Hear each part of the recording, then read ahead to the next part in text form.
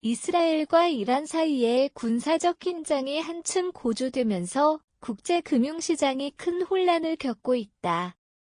특히 중동의 지정학적 리스크가 급부상함에 따라 글로벌 투자자들은 안전자산인 미국 달러화로 몰려들고 있으며 그 여파로 한국 원화는 연일 급락세를 이어가고 있다.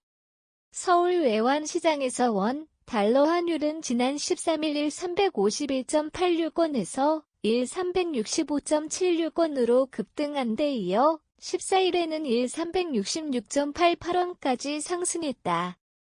16일 오전에는 368원 선까지 오르며 다시 심리적 저항선에 근접했다.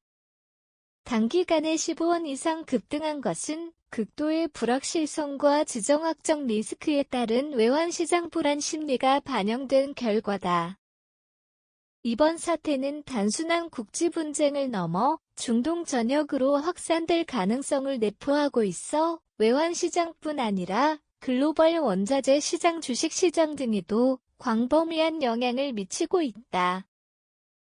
사진 출처, 환율 폭락 위험성 이미지 챗GPT 생성, 유가 급등 플러스 원화 약세 수입 물가 부담 이중고 중동 불안은 곧 유가 상승으로 직결됐다.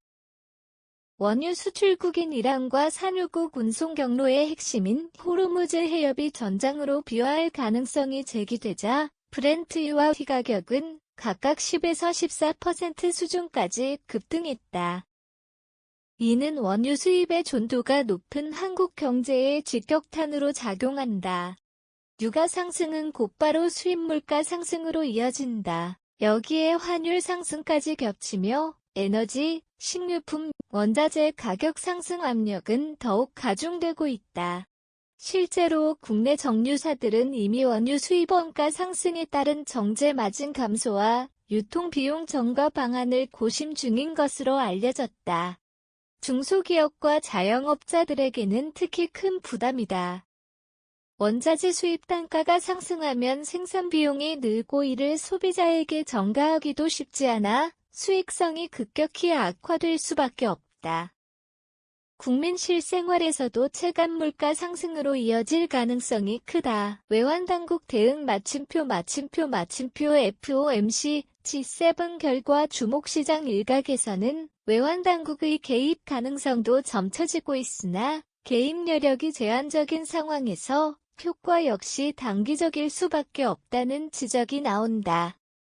실제로 지난주 한국은행은 구두 개입 성격의 메시지를 통해 시장 안정의 질을 강조했지만 환율 상승세를 꺾기엔 역부족이었다. 전문가들은 단기적으로는 한국 정부나 한국은행의 단독 대응보다는 국제정치, 경제적 이벤트가 향후 시장 방향을 좌우할 것이라고 본다. 특히 이번 주 열릴 미국 연방공개시장위원회 FOMC 회의와 주요 7개국 G7 정상회의의 결과가 글로벌 시장의 흐름을 가늠하는데 중요한 지표가 될 것으로 보인다. FOMC에서 금리 인하에 대한 힌트가 제시되거나 G7 회의에서 중동 사태에 대한 국제적 대응 방안이 구체화되면 환율 불안은 일정 부분 완화될 수 있다. 반면 불확실성이 이어지면 환율은 1,400원 돌파 가능성도 배제할 수 없다. 이스라엘과 이란의 충돌은 단순한 국지적 갈등이 아닌 세계 경제에 직격탄을 날릴 수 있는 변수로 부상하고 있다. 특히 한국처럼 에너지 수입의 존도가 높고 외환시장 변동성에 취약한 국가에겐 더욱 큰 위협이 되고 있다. 이번 사태는 지정학적 리스크와 금융 불안이 맞물릴 경우 경제 전반에 어떤 충격파가 가해질 수 있는지를 보여주는 대표적인 사례다.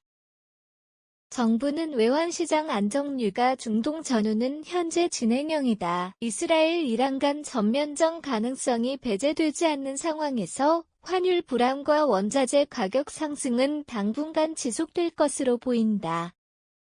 글로벌 경제의 교착 상태가 장기화될 경우 한국은 통화정책뿐 아니라 외교적 채널을 통한 리스크 완화 노력도 병행해야 할 시점이다.